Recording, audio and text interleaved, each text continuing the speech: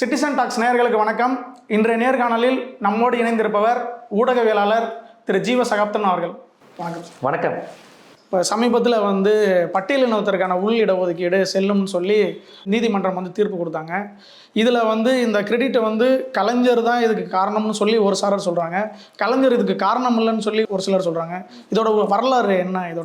இது வரலாறு? இந்த வரலாறுங்கிறது ஏதோ 1000 வருஷத்துக்கு முன்னாடி நடந்த வரலாறு மாதிரி சொல்கிறாங்க. 2009 கொடுத்தது தானே. அருந்ததிய மக்கள் பட்டியல் சமூகத்திலேயே தேவேந்திர குல வேளாளர்கள், ஆதி திராவிடர்கள், அருந்ததியர்கள் போட்டி போடும்போது தேவேந்திர குல வேளாளர்கள் ஆதி திராவிடர்களுடன் போட்டி போடுகிற நிலையில் அருந்ததியர்கள் இல்லை. 3 பேருமே ஷெட்யூல் கேஸ்டில் இருக்கிறாங்க, பட்டியல் சமூகத்தில் இருக்கிறாங்க. அந்த ஒடுக்கப்பட்ட மக்களில் நாங்கள் ரொம்ப ஒடுக்கப்பட்டவங்களாக இருக்கோம். அதிகமான ஐயா தான் சொல்லுவார், அதாவது ஒரு காலத்தில் அருந்ததிய மக்கள்கிட்ட 5ஆம் வகுப்பு 8ஆம் வகுப்பு படித்தவர்களே எண்ணிக்கை குறைவு. அந்த மக்கள் அந்த மக்கள் எப்படி டாக்டர் ஆவான்? அந்த சமூகத்தில் எப்படி ஒருத்தர் இன்ஜினியர் ஆவான்? அவன் மாவட்ட ஆட்சியர் IAS எப்படி ஆவான்? அப்போ அவெல்லாம் வரக்கூடாதா? ஒரு செருப்பு தைக்கும் தொழிலாளி, ஒரு துப்புரவு தொழிலாளி, ஒடுக்கப்பட்டவர்களையும் சேரிக்குள்ளும் சேரிங்கிற மாதிரி அவ்வளோ ஒரு கீழ்நிலையில் இருக்கிற ஒரு மக்கள்னா அப்போ அவனுக்கு ஸ்பெஷல் கவனம் கொடுத்தா தான் முடியும். இதனால் கலைஞரை என்னென்ன பேச்சு பேசுனாங்க தெரியுமா? போலி தமிழ் தேசியவாதிகள். தெலுங்கனுக்கு கொடுத்துட்டான். கலைஞர் எந்த அடிப்பில் கொடுத்தாரு? தெலுங்கண்ணா கொடுத்தாரு. அவங்க தெலுங்கரா கன்னடாராங்கிறது டிஸ்பியூட், யாராக வேணாலும் இருக்கட்டுங்க. இந்த இல்லை நம்ம 3 பேர் இருக்குதுல, 3 பேரை விட யார் வலிமை குன்றவனாக இருக்கணும் அவனுக்கு கை தூக்கி விடுவதுதான் ஒரு அரசினுடைய வேலை.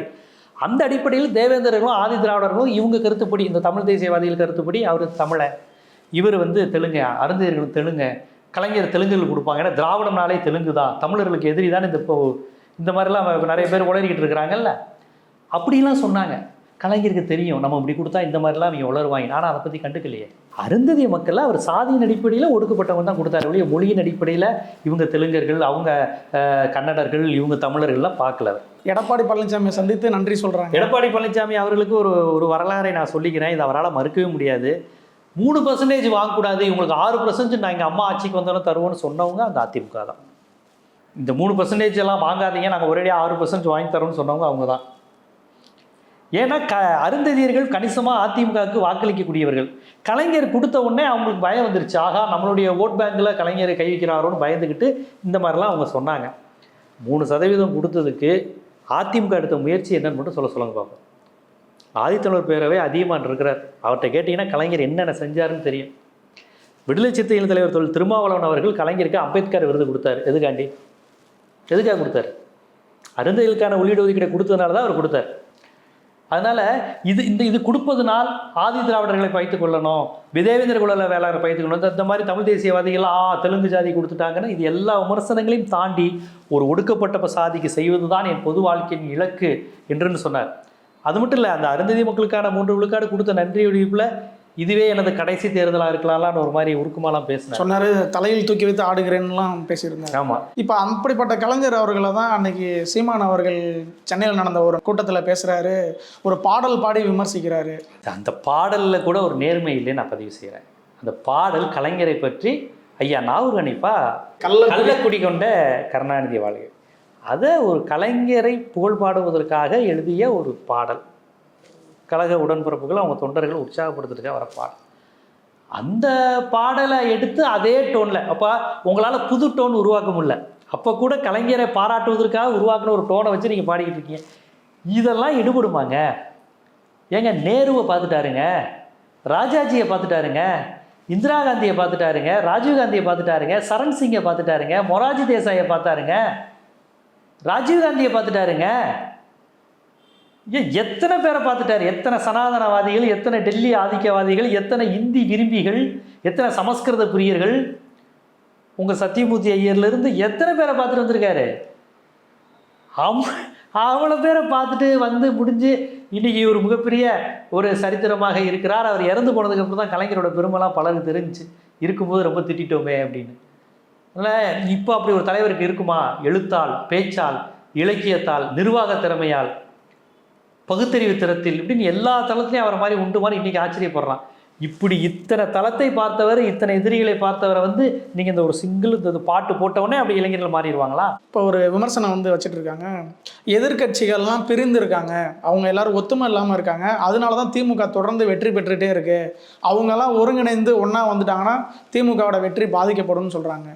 இல்லை, இந்த வாதம் வந்து ஒரு நிரூபிக்கப்படாத வாதம். இப்படி இருந்தால் இஃப் அண்ட் பட்னு சொல்லுவாங்க ஆங்கிலத்தில், இஃப் அண்ட் பட். இது வந்து ஒரு நிரூபிக்கப்படாத வாதம். இப்படி இருந்தால் அப்படின்னு 2016 மக்கள் நல கூட்டணின்னு ஒன்று அமைச்சாங்க. அன்றைய ஜெயலலிதா அம்மையார் மீது அந்த மது கடைகள் மூடு போராட்டம், நிறைய அந்த வெள்ள பெருக்கெல்லாம் இங்கே வந்தப்போ திறந்து விட்டாங்க, நிறைய விமர்சனங்கள் வந்து வந்தது. அந்த கோபத்தையெல்லாம் அப்படியே திமுகவுக்கு ஆதரவான வாக்கா போக விடாமல் அப்படியே திசை திருப்பி மக்கள் நல கூட்டணி மீது வந்துருச்சு. ஆளும் கட்சியினுடைய அனைத்து தவறுகளையும் சொல்லிட்டு அது திமுகவுக்கு போகாமல் தனக்கு வைக்கிற மாதிரி அவங்களும் ஜெயிக்க மாட்டாங்க. அப்படி ஒரு கூட்டணி மக்கள் நல கூட்டணி. அப்போ மக்கள் நல கூட்டணி இல்லைன்னா திமுக வந்து எனக்கு மிகப்பெரிய வெற்றி. இப்போ விடுதலை சிறுத்தைகள் மட்டும் அந்த நேரத்தில் வந்திருந்தா கூட 2016 திமுக வாக்கு வித்தியாசம் வெற்றி பெற்றிருப்பாங்க. அப்போ இப்போ இவங்கெல்லாம் சேர்ந்தால் அதான் சொல்கிறேன், இஃப் அண்ட் பட்டுங்கிறதே சும்மா ஒரு ஆபத்தான விஷயம், கொளுத்தி போடுறது. நகரை விஜய் வர்றாரு, விஜய் சீமானு சேர போகிறாங்களா இருக்கலாம். அப்போ விஜய் வந்து இவர் பேசுகின்ற இந்த ஈழ அரசியல்லாம் பேசுவாரா? ஈழ அரசியல்லாம் விஜய்க்கு தெரியுமா? மக்கள் வந்து முட்டாள்னு நினைக்கக்கூடாது. விஜயும் சீமானும் சேர்ந்தா சீமானுடைய அரசியல் விஜய்க்கு தெரியுமா? விஜய் அப்படிலாம் அரசியல் பேசுவாரா? அது தெரியாது. அப்புறம் இவங்க 2 பேரும் பாமகவில் சேர போகிறாங்களா? பாட்டாளி மக்கள் கட்சியோடு இவங்க அப்படி சேர்ந்தாங்கன்னா பாட்டாளி மக்கள் கட்சி வந்து ஒரு 1 year ஃபோர்ஸ் எலிமெண்ட்டு. ஏற்கனவே அங்கே இருக்கக்கூடிய தலித் மக்கள்லாம் பாமகக்கு வாக்களிப்பாங்களா? ஆனால் விஜய் ரசிகர்கள் நிறைய பேர் தலித்துகள் இருக்கிறாங்க. கெமிஸ்ட்ரி ஒர்க் ஆகாம அதான் நான் யதார்த்தத்தில் கேட்குறேன். இல்லை, முரண்பாடு இருக்குது. ஆமாம், விஜய் ரசிகர்கள் வந்து தலித்து, பாமகவோட அவங்க ஒன்று சேர்றாங்கன்னு வச்சுக்கோங்க. அப்போ அவன் முழுக்கவே விஜய்க்கு ஓட்டு போட மாட்டான். அப்புறம் அந்த கூட்டணி எப்படி பொருந்தா கொடுத்த பாமக பாஜக கூட்டணி மாதிரி தான். பாமக பாஜக கூட்டணி நார்வேயில் இருந்து என்ன பிரயோஜனம்? நார்வேயில் பாமகன்னு ஒரு கட்சியே கிடையாது. பொன் ராதாகிருஷ்ணன் வெற்றிக்கு வந்து பாமக 1% கூட உதவுனது தேமுதிக. அதனால தான் பொன் ராதாகிருஷ்ணன் விஜயகாந்தை விரும்பினார். இதெல்லாம் நிறைய ஓட் பாலிடிக்ஸ் இருக்குங்க. இவங்க வந்து பொத்தாம்பதுவாக இது சேரும்னா பாமகவுக்கு மதுரையில் என்ன ஓட் பேங்க் இருக்குது, பாஜகவுக்கு விக்ரவாண்டில் என்ன ஓட் பேங்க் இருக்குது.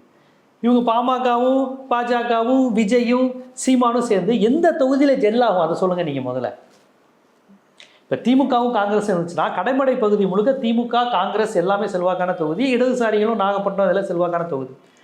நாகர்கோவிலில் திமுக பெரிய செல்வாக்குன்னு சொல்ல முடியாது, காங்கிரஸ் செல்வாக்கான தொகுதி பிஜேபி. இப்போ திமுகவும் காங்கிரஸ் செல்லும்போது திமுக தான் அங்கே வரும் கன்னியாகுமரியில். பிஜேபி திமுகவோடையோ அதிமுகவோடையோ சேர்ந்தாதான் ஜெயிக்கிறதுக்கான வாய்ப்பு இருக்குது. ஆனால் பிஜேபி அங்கே தனிப்பட்ட முறையிலேயே செல்வாக்கு நான் மறுக்கல. இப்போ திமுக கொங்கு மண்டலத்தில் காங்கிரஸ் கட்சி செல்வாக்காக இருக்குது, ராகுலுக்கு ஒரு செல்வாக்கு இருக்குது. அங்கே திமுக ப்ளஸ் காங்கிரஸ் சேரும்போது காங்கிரஸும் ஜெயிக்கும், திமுகவும் ஜெயிக்கும். புரிதுங்களா? இப்போ இந்த கூட்டணி இப்படிப்பட்ட ஒரு கூட்டணியாக இருக்குது. நீங்கள் சொல்லக்கூடிய அன்புமணியும் சீமானும் விஜயும் சேரும்போது எந்த தொகுதியில் ஜெல்லாகும்னு கேட்குறேன் நான். விஜய்க்கு கணிசமான தலித் ஓட்டுகள் இருக்குது. தலித் இளைஞர்கள் நிறைய விஜயை ரசிக்கிறாங்க, ஆண்கள் பெண்கள். அன்புமணி ராமதாஸ் படத்தை போட்டுட்டு விஜய் வந்து அண்ணா உனக்கு நான் ஓட்டு போடுங்கண்ணா அப்படின்னா அவன் தலித் மக்கள் ஓட்டு போட்டுருவாங்களா? எங்கேயாவது இது பொருந்துதா? நீங்கள் பொத்தாம்பதுவாக விமர்சனம் வைக்கிறீங்க, நான் ஆதாரத்தோடு பதில் சொல்கிறேன். திமுக பிடிக்கலன்றதுக்காக வாக்களிக்க வாய்ப்பு இருக்காங்க. யார்? இப்போ பாமக, சீமான், விஜய் இவங்க எல்லாமே திமுகவோட எதிர்ப்பு புள்ளியில தான் ஒன்றா இணைகிறாங்க. அப்போ திமுகவை பிடிக்காதவங்க வாக்களிக்க வாய்ப்பு இருக்கான்னு கேட்குறேன். திமுகவை பிடிக்காதவங்க அப்படிங்கிற கான்செப்ட் இருக்குல்ல, அந்த ஓட்டை பற்றி திமுக கூட்டணிக்கு எந்த பயமும் கிடையாது எப்போவுமே.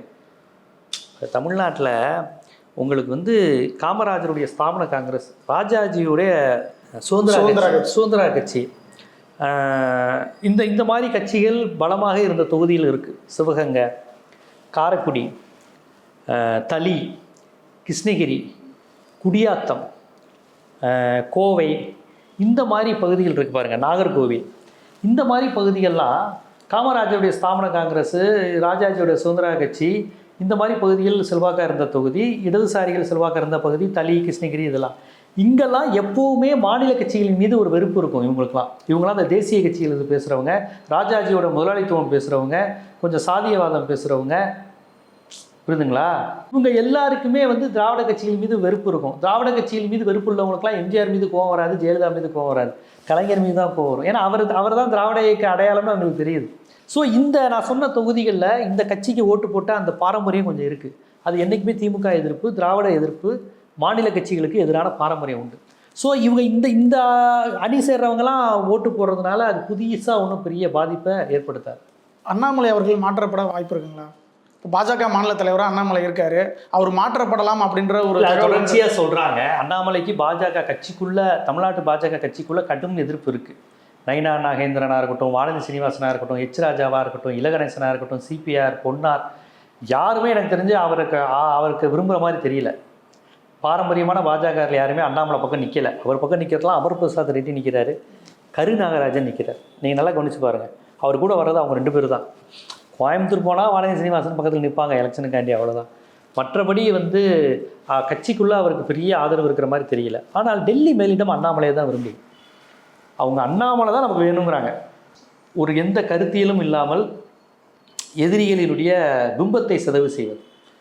உங்களை பற்றி ஒரு கருத்து வச்சிங்கன்னா அதுக்கு நான் பதில் சொல்ல மாட்டேன், உங்கள் பிம்பத்தை சிதைச்சு உங்கள் பர்சனாலிட்டியை சிதைச்சு விடுவேன். அதுதான் அண்ணாமலை பாணி அரசியல்.